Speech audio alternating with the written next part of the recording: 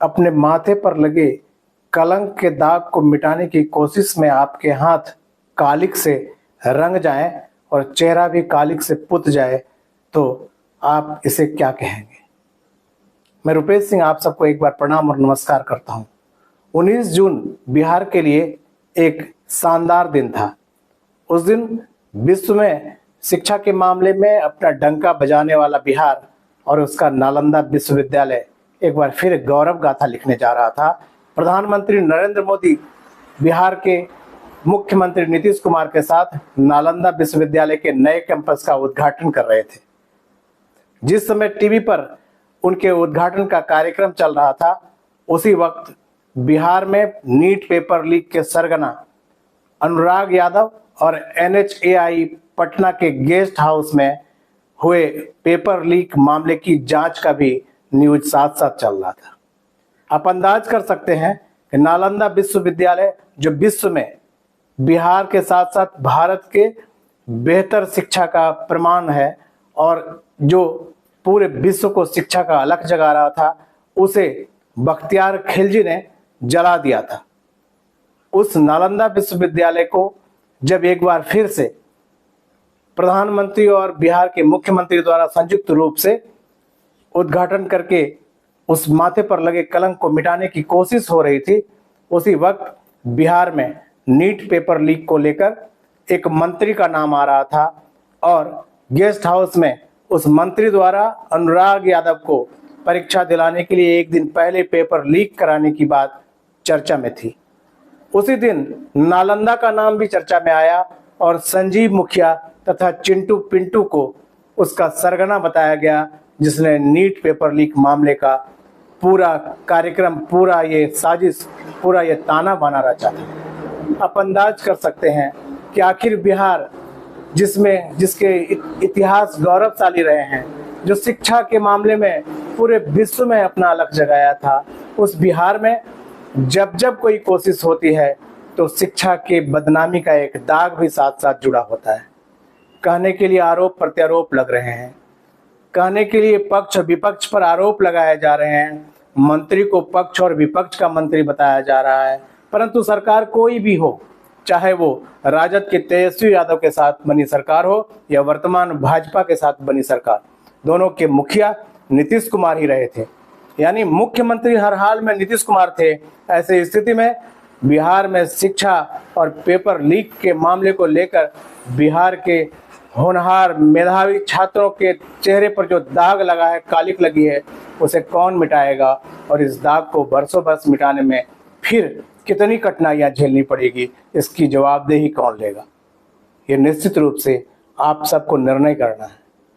ये कालिक मिटाने के दिन, कलंक मिटाने के दिन, अपने चेहरे पर कालिक लगाने जैसा है। बिहार फिर से एक बार पूरे देश में चर्चा में है, बदनामी के कारण, नीट पेपर लीक के कारण। जब नालंदा विश्वविद्यालय के उद्घाटन की चर्चा हो रही थी तो कई देश के राजदूत यहाँ उपस्थित थे, क्योंकि नालंदा विश्वविद्यालय तब जब दूर दूर तक शिक्षा का नामो निशान नहीं था, तब शिक्षा दान कर रही थी और उसमें भारत के ही नहीं, विश्व के कई देश के नागरिक आकर के शिक्षा प्राप्त कर रहे थे। ऐसी परिस्थिति में इतना बड़ा समारोह नीट पेपर लीक मामले में बिहार के बदनामी के दाग के बीच दब गया और नीट पेपर लीक में नालंदा विश्वविद्यालय का उद्घाटन समाप्त हो गया। एक तरह से इतने बड़े कार्यक्रम के ऊपर वो कालिमा, वो काला दाग धब्बा बनकर उसे ढक लिया। प्रधानमंत्री नरेंद्र मोदी पहली बार नालंदा और राजगीर आए थे। नीतीश कुमार साथ में उनकी चर्चा कर रहे थे, उनकी बड़ाई कर रहे थे, लेकिन उसी दिन पेपर लीक को लेकर के इतना बड़ा बवाल मचा था और बिहार पूरे देश में बदनाम हो रहा था। इस पर उन्होंने कोई जवाब नहीं दिया और इस जवाबदेही से वो बच नहीं सकते हैं, क्योंकि चाहे राजद के साथ बनी सरकार हो या भाजपा के साथ, दोनों परिस्थिति में यहाँ के मुखिया नीतीश कुमार ही मुख्यमंत्री के रूप में थे। इस कारण से वो मंत्री, अगर कोई भी था जिसने इस पेपर लीक में कोई भूमिका निभाई थी, तो उसे सामने लाने की जिम्मेवारी भी बिहार के मुख्यमंत्री नीतीश कुमार की है। ये पहला मामला नहीं है, बिहार बार बार बदनाम होता रहा है। रूबी राय का मामला हो या अन्य कई एक मामले, बिहार के छात्र यूपीएससी से लेकर सभी परीक्षाओं में अपना डंका बजाते रहे हैं, लेकिन चंद दलाल और नेताओं अपराधियों के गठजोड़ से इस बदनामी के दाग ने उन विद्यार्थियों की मेहनत पर उनके होनहार और मेधावी छवि को कहीं न कहीं बदनाम करने की कोशिश की है। उसकी जवाबदेही कौन लेगा, यह तय करना होगा। धन्यवाद, प्रणाम। पेपर लीक की हमारे पास कोई जानकारी नहीं है।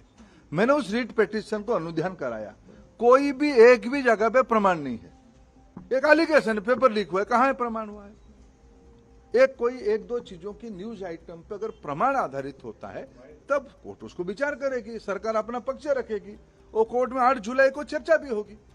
वो कोर्ट दूसरा 2 जगह पे कुछ गड़बड़ियों की भी ध्यान आई है। मैं छात्रों को और अभिभावकों को आश्वस्त करता हूं, उसको भी सरकार बड़े गंभीरता के साथ लिया है, वो जानकारी हमको मिली है। हम वो सारा विषय को एक निर्णायक स्थिति तक ले जाएंगे। उसमें कोई भी बड़े अधिकारी हो, एनटीए की कितने भी बड़े दायित्वधारी हो, अगर वो उनमें गुनहगार पाए जाएंगे उनको भी छोड़ा नहीं जाएगा। और एनटीए में बहुत सुधार की आवश्यकता है। कुछ विषय एनटीए एक स्वायत्त संस्था था, लेकिन एनटीए की बारे में सुधारने की बहुत आवश्यकता है। सरकार उसके ऊपर भी चिंता कर रही है, लेकिन मैं फिर आश्वस्त करता हूं, किसी को कोई भी गुनहगार को छोड़ा नहीं जाएगा, उनको कठोर से कठोर दंड। नीट मामले में जो पंचमहाल पुलिस के द्वारा तपास की जा रही है, उसमें जो मेन आरोपी तुषार भट्ट है उसने रेगुलर जामीन अर्जी रखी थी, लेकिन कोर्ट है वो पुलिस की तपास से काफी संतुष्ट है और उनको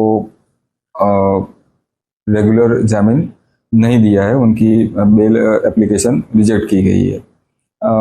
अभी तक की तपास की बात करें तो टोटल 5 आरोपी अभी तक की तपास में अरेस्ट हुए हैं। उसमें स्कूल में से ये तुषार भट्ट और एक प्रिंसिपल पुरुषोत्तम शर्मा है, वो 2 स्कूल से पकड़े गए हैं। साथ में तुषार भट्ट के कांटेक्ट में जो ये ओवरसीज कंसल्टेंसी चला रहा था परशुराम रॉय करके, परशुराम रॉय के एक और साथीदार था विभोर आनंद, और साथ में तुषार भट्ट का एक और बिचौलिया टाइप का आदमी था आरिफ वोरा करके। ये 5 लोगों को अभी तक पकड़ा गया है। तपास में काफी कुछ माहिती हमको मिली है, जिसके आधार पे धीरे धीरे हम जो भी जिसके खिलाफ एविडेंस हमको मिलते जा रहे हैं, हम ऐसे उनके खिलाफ कार्यवाही करते जा रहे हैं। तपास में ये परशुराम रॉय का जब घर चेक किया गया था तो वहां से काफी मटेरियल मिला था। उसमें से जो इलेक्ट्रॉनिक जो भी डिवाइसेस थे उसको एफएसएल में हमने भेजा हुआ है।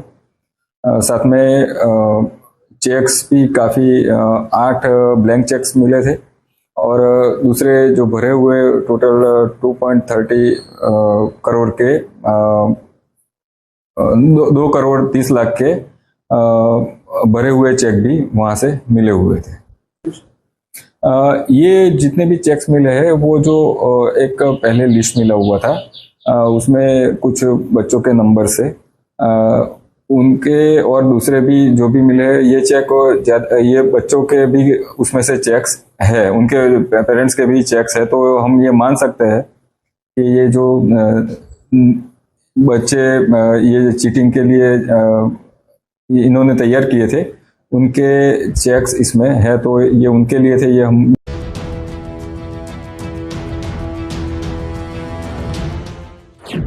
नीट पेपर लीक में खुला सेफ हाउस का राज। सिकंदर यादवेंदु के तार मंत्री जी से जुड़े होने का दावा किया जा रहा था, वो कितना बड़ा जालसाज है उसके कारनामे देख लीजिए। पेपर लीक केस में सिकंदर यादवेंदु को सरगना बताया जा रहा है। वो बिहार के समस्तीपुर का रहने वाला है।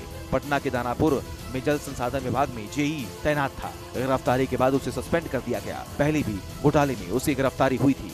सिकंदर पर 3 करोड़ के एलईडी घोटाले में बुक हुआ था। बतौर जूनियर इंजीनियर सिकंदर पहले सरकारी टेंडर में घोटाले कर रहा था, लेकिन इस बार उसने लाखों छात्रों के भविष्य का ही सौदा कर दिया। आरोप है कि संजीव मुखिया की सॉल्वर गैंग और सिकंदर के गैंग ने मिलकर इस हाई प्रोफाइल कांड को अंजाम दिया। नालंदा से गिरफ्तार संजीव मुखिया पहले से ही पेपर लीक में कुख्यात रहा है। दोनों ने मिलकर पेपर लीक कराया था। फिर कई और गैंग अभी अंडरग्राउंड हैं, जिसकी जड़ तक पहुंचने के लिए अब पटना में आर्थिक अपराध शाखा में अभ्यर्थियों को बारी बारी से पूछताछ के लिए बुलाया गया, ताकि साजिश की जड़ों तक पहुंचा जा सके। सहमी हुई भी है ईशा इनका नाम है। और ये देखिए ईशा जो है वो यहाँ से जा रही है अंदर, ईओयू की टीम जो है वो बुलाई है और इनसे ये भी जानने की कोशिश करेंगे। ये देखिए तस्वीरें, ईशा देखिए बख्तियारपुर से जो ये लोग आए हैं। ईशा कितने नंबर नोटिस आया है? देखिए जो ये नोटिस जो है वो इन्हें मिला था, उसके बाद ईओयू की टीम जो है वो ईशा को बुलाई है। ईशा के परिजन भी हैं। जांच एजेंसी ये पता लगाने की कोशिश कर रही है कि नकल माफिया वाले नेक्सस ने अभ्यर्थियों से संपर्क साधने के लिए कौन कौन से टूल का इस्तेमाल किया, पेपर कहां कहां और कितने में बेचे गए थे, और अहम सवाल ये भी, क्या गोधरा की तरह बिहार में भी सेंटर का सौदा हुआ? सिर्फ और सिर्फ अपने देशों तक सीमित रखने की, अपने देश की व्यवस्थाएं, अपने देश के समाज के लोगों का केवल भला करने की जो एक परिपाटी, एक नई परंपरा आज के इस आधुनिक युग में शुरू हुई है। इसमें विकसित देश सबसे अग्रणी नजर आते हैं, जो तकनीक को, जो शिक्षा को, जो ज्ञान परंपरा को बिल्कुल अपने तक सीमित रखना चाहते हैं और उसको पूरी दुनिया के साथ साझा करने में विश्वास नहीं रखते। और अगर विश्वास रखते भी हैं, शेयर करते भी हैं, तो एक बड़ी कीमत पर, ऊंची कीमत पर। लेकिन आज भारत एक बार फिर से पूरी दुनिया को नया संदेश देता हुआ स्पष्ट नजर आएगा और पूरे विश्व के लिए एक अनमोल धरोहर के रूप में एक बार फिर से ये अध्ययन कर चुके हैं। और विश्वविद्यालय का इतिहास, शिक्षा के प्रतिभार के दृष्टिकोण और इसकी समृद्धि का एक बहुत बड़ा द्योतक, और ये महत्व न केवल भारत के लिए बल्कि पूरे विश्व के लिए अनमोल धरोहर के रूप में एक बार फिर से नालंदा विश्वविद्यालय उसी शान के साथ सिर उठा करके आगे बढ़ने को तैयार, जिसमें भारत को विश्व गुरु के रूप में पहले देखा जाता रहा है और दुनिया का पहला आवासीय विश्वविद्यालय इसे माना जाता है, जहां पर छात्र और शिक्षक एक ही परिसर में रहा करते थे। हालांकि भारत में गुरुकुलों की परंपरा भी अत्यंत प्राचीन है और लगभग हर गांव में गुरुकुल हुआ करते थे, जहां पर छोटे स्तर पर छात्र और शिक्षक एक ही साथ में, एक ही परिसर में जो रहने की परंपरा है, वो नालंदा में विश्वविद्यालय यानी वृहद रूप में दिखाई देती थी, जब 10,000 छात्र यहाँ पर अध्ययन के लिए और उच्च शिक्षा के अध्ययन के लिए आते थे और बड़ी संख्या में यहाँ शिक्षकों की भी नियुक्ति होती थी। नालंदा विश्वविद्यालय की स्थापना 450 ईस्वी में सम्राट कुमार गुप्त ने की थी, प्रथम कुमार गुप्त प्रथम ने। उसके बाद में हर्षवर्धन और पाल शासकों का भी संरक्षण लगातार रहा। 800 साल से ज्यादा मानवता की सेवा करने के बाद कुछ आतताइयों ने इस पर प्रहार किया, ज्ञान के केंद्र को पूरी तरह से ध्वस्त कर दिया, 3 लाख से ज्यादा किताबों को जला दिया, 9 मंजिला विशाल पुस्तकालय जिसमें 3 लाख से ज्यादा पुस्तकें थीं, बताया जाता है कि महीनों तक वो चलती रही। Honourable prime minister of India Shri Narendra Modi ji, Bharat के यशस्वी प्रधानमंत्री श्री नरेंद्र मोदी जी का हम हार्दिक स्वागत करते हैं, हृदय की गहराइयों से अभिनंदन करते हैं। It gives me immense pleasure, in fact a great privilege, to extend a very warm welcome to Honorable Prime Minister of India. देश विदेश से आए विशिष्ट अतिथि गणों और नालंदा विश्वविद्यालय के युवाओं के बीच आपकी गरिमामय उपस्थिति से हम अत्यंत आनंदित, उल्लासित और पुलकित है। माननीय प्रधानमंत्री जी, हम सब आपका हृदय से अभिनंदन करते हैं।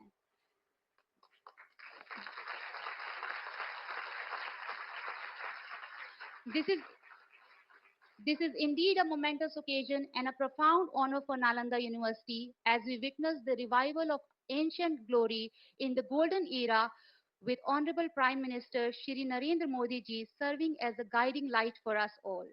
Today, the inauguration of Nalanda campus by Honorable Prime Minister not only marks the physical inauguration of the campus, but also signifies India's commitment to nurturing a new generation of thinkers and leaders who are equipped to address global challenges while being rooted in the wisdom of our timeless and glorious cultural heritage.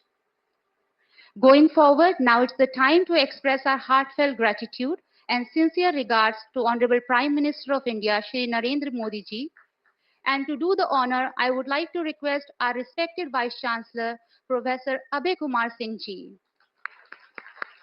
Nalanda विश्वविद्यालय के आदरणीय vice chancellor माननीय प्रधानमंत्री के प्रति हमारी कृतज्ञता अभिव्यक्त करते हुए एक अंगवस्त्र और एक उत्कृष्ट मिथिला चित्र ट्री ऑफ लाइफ प्रस्तुत करते हैं।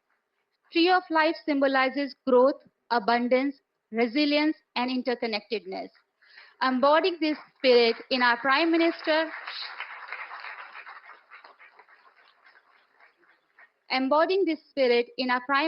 Shri Narendra Modi ji, we find not just a leader but